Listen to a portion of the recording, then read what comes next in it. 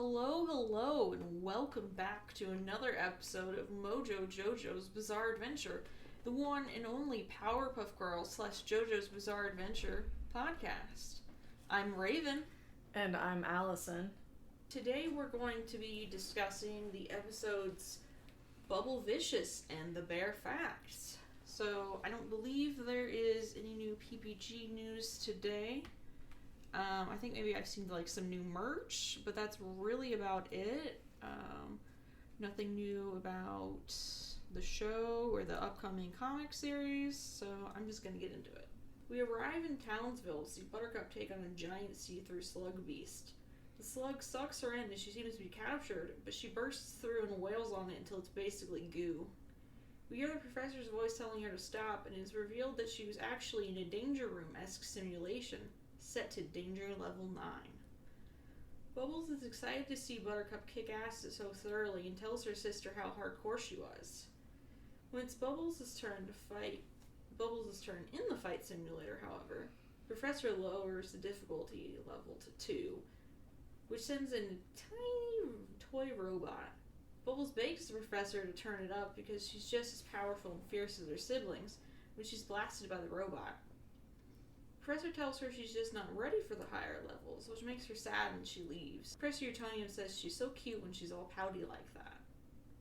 At bedtime, Blossom asks the professor to leave the hall light on for Bubbles, and Bubbles insists that she's no longer afraid of the dark, but Professor insists on leaving it on for her anyways. Bubbles is worked up into a fury by her family's babying and resolves to become hardcore. She decides to prove this to herself by going back into the danger room and setting it to 11. At first, she is buffeted about by a flurry of monsters and villains in the post-apocalyptic ruins of Townsville, but soon little Bubbles takes them all out by herself and proves that she can be as hardcore as Buttercup. At recess the next day, the girls play Duck Duck Goose with the other kindergartners. Blossom makes Bubbles the goose. She taunts Bubbles as she speeds away, but Bubbles catches up to her and slams her into the ground below. Bubbles declares herself victorious, and Blossom tries to tell her it was just a game, and the Powerpuff hotline rings. Bubbles picks up and furiously answers the mayor, telling him to spit it out already as he admits to being stuck in traffic. And as it turns out, traffic is being stopped by the talking dog, who says, "I may be able to talk, but I sure can't drive." Bubbles is still incredibly worked up at this point and tears the roof off the dog's car and beats the snot out of him, much to her sister's horror. Mercy is for the weak, Bubbles declares, and she renounces the Powerpuff way and decides to fight crime solo.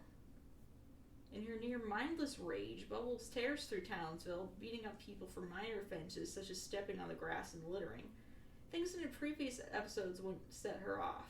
The Amoeba Boys attempted similar things in a previous episode and were largely ignored. Despite her newfound hardcore nature, Bubbles leaves herself open to trouble and is kidnapped by MoJo JoJo. MoJo takes Bubbles to its lab and straps her down in front of a giant laser. His master plan? To make Bubbles cry and alert her sisters, thus causing them to fall into a trap that seems to involve glue and a cannon that will destroy them all. Bubbles insists that she will not cry and calls MoJo a doo-doo brain, which makes him turn the laser up from a 2 to 11. First, it seems Bubbles will cave to the pain, but she frees herself and delivers unto MoJo JoJo the beating of a lifetime. Hearing her screams, Blossom and Buttercup arrive on the scene to find the unconscious MoJo JoJo. Realizing that she had resisted the laser at its highest level and defeated MoJo all on her own, Blossom and Buttercup tell her how hardcore she is. Bubbles apologizes for her behavior and is in much cheerier mood when MoJo gets up and zaps all 3 of the Powerpuff Girls with a ray gun. Bubbles goes back into her rage state and beats MoJo up again, thus ending the episode. So this is one of the few Powerpuff Girls episodes to show blood. Bubbles is in the fighting sim, and she's taking on the monsters in the post-apocalyptic scenario. This is also the only episode in which the fighting simulator appears. The simulator and the laser going up to an 11 are a reference to This Is Spinal Tap, in which they turn their amps up to an 11. Bubbles saying Mercy is for the weak is a reference to the Karate Kid. And in the game Fusion Fall, the beatings by Bubbles in this episode is said to be the reason why MoJo JoJo fears Bubbles the most out of each of the Powerpuff Girls. Do you have anything to add before I ask my question? Mostly just, well, you mentioned the blood in the episode. I think there was blood from the creatures that she beat up, but also she wipes blood from her mouth. Yes. And then, there was like bubblegum called Bubblevicious. So yeah. Bubblevicious. Yeah, I forgot about that. So my question for this episode would be, how would you show people that you're hardcore? And the only thing I could really think of is a lot of times when, like, my pets are acting up, I'll always tell them if you don't knock it off, I'm gonna bite you. So I think I would make good on that promise and just start biting people who pissed me off. So previously when thinking about this, I was thinking of the, getting tattoos or drinking or breaking the law, but then it just occurred to me that, like, as a postal worker, we're very frightened of dogs, which I am in general not. And then there's the whole, white women aren't scared of shit thing. So, I mean, I guess just, like, maybe, wrangling a pit bull or something. You're gonna go postal on them? Would show that I'm... Well, I don't want to beat up a dog, but just that I'm not scared of, like, I don't know, a mountain lion or a pit bull or something. That would show that I'm hardcore. Yeah. Since it's kind of like in their line of work as a Powerpuff Girl, beating up monsters. So my thing as a postal worker is dogs. I don't know. Okay, so these two episodes first aired January 20th, 1999, and were nominated for an Outstanding Achievement in Animation. I guess I didn't look up whether they won. I would assume it would have said that they won, but it was nominated. The Bear Facts opens with the mayor as the narrator. He lists all the reasons he loves his job. A picture on his desk reveals his wife looks just like him. The mayor asks Miss Bellum what to do, and we find that he had been doodling on the back of some laws he was supposed to sign. The mayor struggles with reading and writing. A window is broken in his office, and we see JoJo before everything goes black. MoJo blindfolds and kidnaps the mayor because he wants to be the mayor. We hear the Powerpuff Girls come to the rescue and beat up MoJo. The girls giggle a lot when they find the mayor and bring him back to his office. The mayor asks for an explanation as for what was so funny. Bubbles starts describing what happens in crayon drawing. At school, Bubbles had been drawing a red daisy, but Blossom said that they don't exist, so she drew a yellow one too. Buttercup interrupts, and then Blossom interrupts her. She was learning conversational Chinese when the hotline rang. Blossom's section is shown in reds and pinks, but is basically in regular Powerpuff Girls format. Blossom tells it like the other two girls aren't very important to the story. Miss Bellum reveals that an elaborate note was left by the mayor, which isn't like him at all. They figure out it was MoJo who wrote the note. Buttercup takes over as they bust into MoJo's observatory volcano lair. Her point of view is shown in sketches of lime green and black and white. She rushes through the rescue. The mayor still wants to know what's funny. Back to Blossom and Bubbles. Bubbles describes clouds.